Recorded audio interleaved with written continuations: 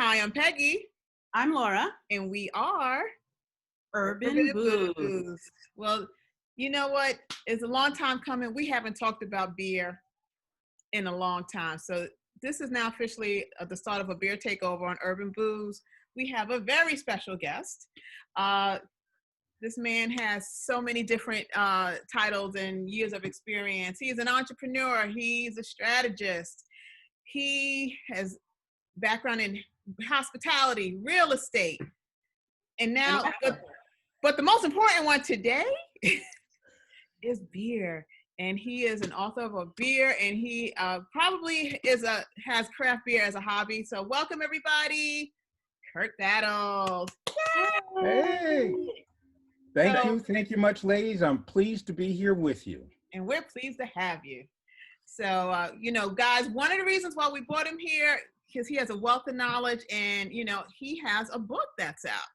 So if you're that that craft brew maker who is taking your beer as a hobby and you want to take it to another level, you need to get his book, which is called Occupation Fermentation.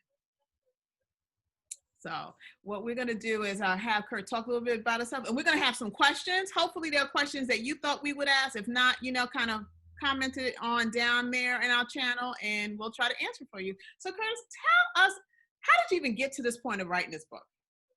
All right, so I have a background in 3 businesses. I've been in the hospitality business. Mm-hmm. I have been in the beverage business, mm-hmm. and I've been in the commercial real estate business. So some of my projects have included Grand Central Terminal redevelopment, mm-hmm. and World Trade Center post 9/11. And I became an entrepreneur about 10 years ago. And along the way, I ran into a couple guys in upstate New York that were thinking of doing a brewery. And I started with them really from the real estate perspective. And I said, boy, this is fun. You get to drink beer as part of your regular job. It's not just like you go down to the corner each time. And they had all these special things, IPAs and amber ales and oatmeal stouts. And I said, oh, let's figure this out. And they made it? They made it? So, yeah, they were making their own beer. Mm-hmm. There were actually 3 guys. One had lived in Germany. One was a construction guy. Mm-hmm. And the third had his own restaurant. So together they thought that they could do a brewery that had some food out in the countryside, mm-hmm. up in Ulster County. Okay. So I actually went with them, went up over hill and dale, looking at all these places up near wineries, and said, okay, well, this is it. So how big do you think you want this to be? Right. And what I found out in going through that process is there are a lot of people who really know how to make beer. Mm-hmm. And there are now 8,000 breweries out there across the country that make craft beer. Some people make great beer. Some people make beer that's good only because their mamas and their buddies tell them so. And but very few of them actually understand how to be in business. So that is part of what generated the idea behind this book. So it's more than just having a good recipe. No, go ahead, Laura. Say that because I didn't hear you. I just said, so it's more than just having a good recipe. Yeah. So you absolutely have to have a great beer. And for people to want to come back time and time again to visit you. But you find among folks out there, both urban and suburban, you tend to have your favorite spots that you stop at, or ones that, they're beers that are so well known that everybody will travel just to get to them. But it's important that you understand the marketing and the branding and how it's regulated. And Occupation Fermentation sort of takes you through all the craft beer for dummies kind of approach. There we go. Before you spend $30,000 or $300,000, you spend $30, and you'll get the full experience. Okay, so now what if I was just in my kitchen making my own home brew? Would Occupation Fermentation help me? It does, because it tells you a little bit about the history. Mm-hmm. Of how beer came to be, and the secret, and it goes back centuries literally. It brings you up to modern times. It tells you how the basic elements that go into beer, and that there's a whole list of resources. The terms you generally hear, like keg and IPA and hops and things of that nature, but it also goes into some of the more specifics that you might need to have, things you add into your beer. And it gives you resources like the American Home Brewing Association. So if you're a home brewer, there's 1.1 million across the country, and it's a place where you can go for more information, specific recipes, or if you're just trying to figure out, how do I get to the next level? I think the book is that stepping stone that lets you think about, if I'm taking it out of my house because my wife or my significant other or my partner has said you're making a mess in my kitchen and my garage, how can I turn my passion into a business? And that's what we always look for. We want people to be passionate about what they do. And that will really make the difference if you're going to be successful or not. Wow, that's awesome. That's awesome. So where can we find your book? So the book is available on Amazon, and you can go to look for Occupation Fermentation, The Secret to Building a Successful Craft Beer Business. You can also go to my website, which is craftbeerinsights.com, and there's a link there that will take you directly so you can buy the book. Wow, that's cool. That's cool. I think that, I think especially during this time, this pandemic, people are now trying to think out of the box. Like, what can I do next? Because many people have experienced being furloughed, laid off, salary reduction, and everyone's going to be looking for that hot side hustle. So I'm thinking, we got this, the guy that's in the garage or that person that's cooking it on the stove, making for the family. They're like, maybe I can take this another step. So, I think that's always been kind of the gap. Like, how do you get to that point from point A to point B? And that is a very big step. Right. Yeah. So the other piece is, over the last 10 to 15 years, the cost of equipment to brew at home, and the ones that are much more advanced, has come down dramatically. And I think that's why there's been such an explosion over the last 4 years of people getting into home brewing. So you can get yourself a setup probably for a couple $100 that gives you the big vat and, play around with it. If you get to the point where you really have something, you can actually make it in your garage and put it into what they call these little pony kegs. They're like 1/6 of a full keg.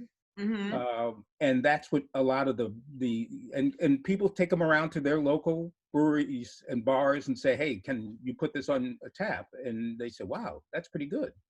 And I've seen a number of folks who started in the garage have built themselves into a big business simply by taking that care and moving on from there as they've gone along. Wow. Well, have you seen, since you've been doing this for a little bit, just an uprising in the number of African-American breweries? I mean, because Laura and I met Celeste Beatty, who was the first African-American woman to make her own beer in Harlem. So has that number grown?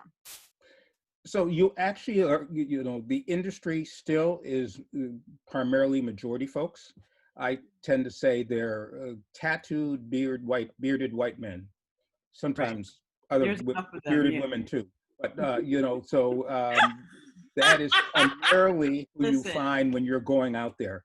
But what you see in the side of the customers is more diversity. And it's in fact growing both in the African-American market and in the Hispanic market, where people more and more want choices other besides big beer, which would be the Budweiser and the Miller that our fathers and grandfathers grew up on.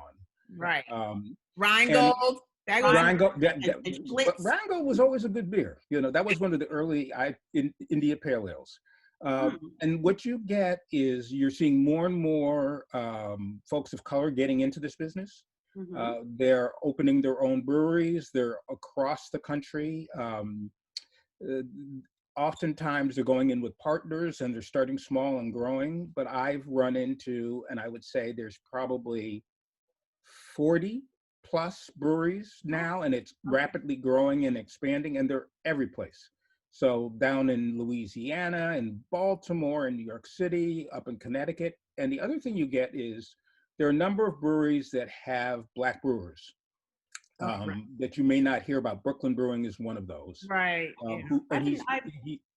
He's been there, 10, 15 years.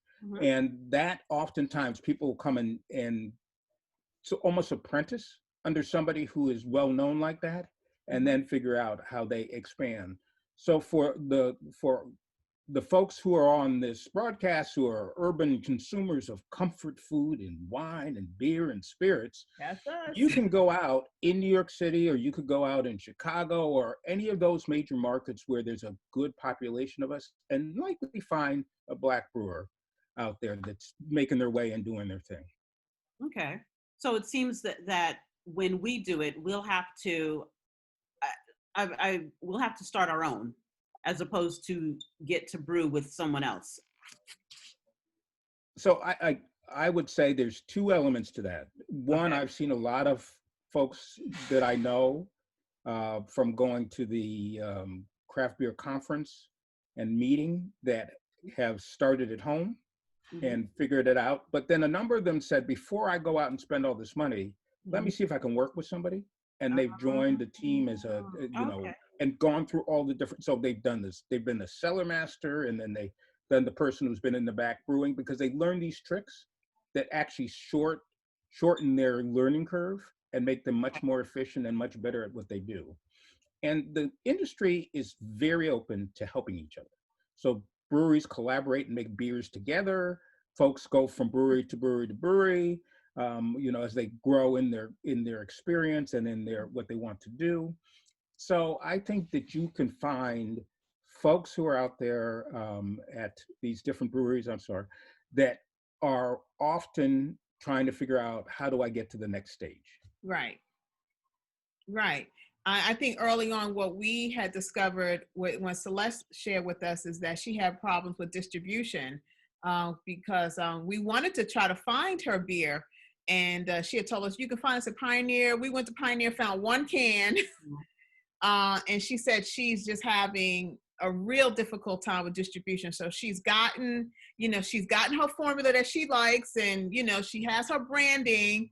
And then it's like, how do I get it out there?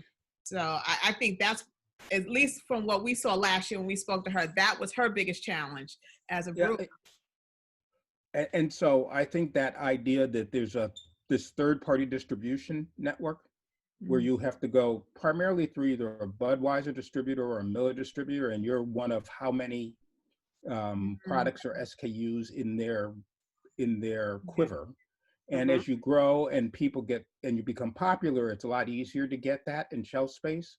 But with as many products as are out there, a lot of the newer breweries have opened up, and they're primarily focused on their tasting room.